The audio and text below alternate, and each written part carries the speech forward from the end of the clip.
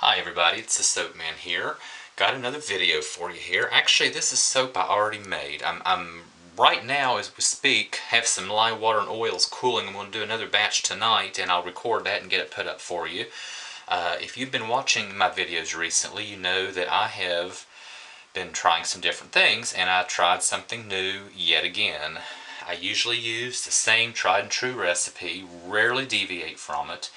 I had always been curious about rendering my own fat to make soap, and these are tallow soap bars. Tallow is beef fat, or actually you can use, I think, beef fat, several different types, but several different types of fat other than pig. Pig fat is lard, but this is made from beef, and I kind of cheated. I've heard people talk about going to the butcher and getting the actual fat and cutting it up. The real truth is I browned a big pan of ground beef. Produced a lot of fat. I was just curious, so I did what you normally do, pour the fat off into some water. I boiled it at a pretty hard boil for about 15 minutes to kind of somewhat purify the fat. Stuck it in the refrigerator and let the fat float to the top and harden, and I got a really nice, hard, white, pure bar of tallow. Went ahead and melted it down. This is 100% tallow, which normally you're not recommended because it produces a very hard bar with not a whole lot of lather. Well, I took one in the shower and tried it, and it does not produce a whole lot of lather. It takes a lot of friction to get it, but it actually did a nice job.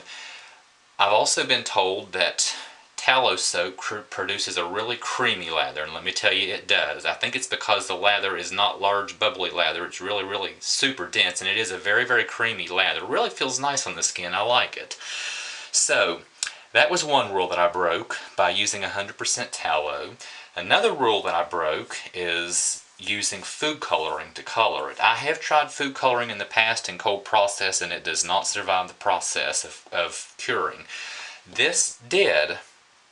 I used Wilton's food coloring. I think it's meant for coloring like frosting. It's extremely concentrated and extremely small amount produces really, really bright, vivid color. And you see this pink. I hope this is coming through. Sometimes the lighting in here is a little too bright and doesn't get the colors, but this is a very, very bright, vivid pink that survived saponification, held to it beautifully. So I have learned that that does work well. The Wilton's yellow also holds up in saponification, cold process soap. It produces a really, really nice buttery yellow. I love it. Another rule that I broke is I used this 2 days after I unmolded it. I did the tongue zap test. It did not zap whatsoever.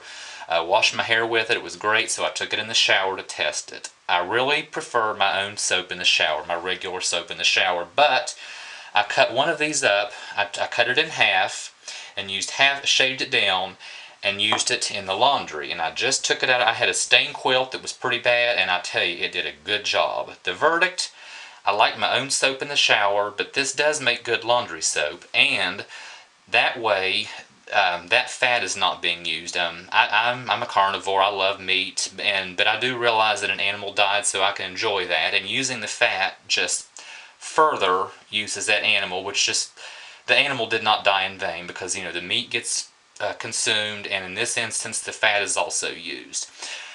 I probably would do it again, collect the fat to keep it from going to waste, keep it out of the landfill.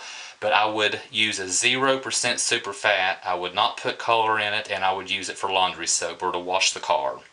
Would not use it in the shower, although it does work. I just got out of the shower a half hour ago using it, and it did a nice job. I like my own soap better, but I would do this again for laundry. And it was a fun project, so why not? I learned that Wilton's food coloring holds up beautifully in cold processed soap and gives nice vivid colors. Learned that this particular soap I can use a couple of days after unmolding. It's a very hard bar of soap. It's completely cured. There's no tingling whatsoever on the skin. Does a nice job. So overall, I'm pleased with it. Thanks for watching, and I'll be back with you probably in a couple hours for another video.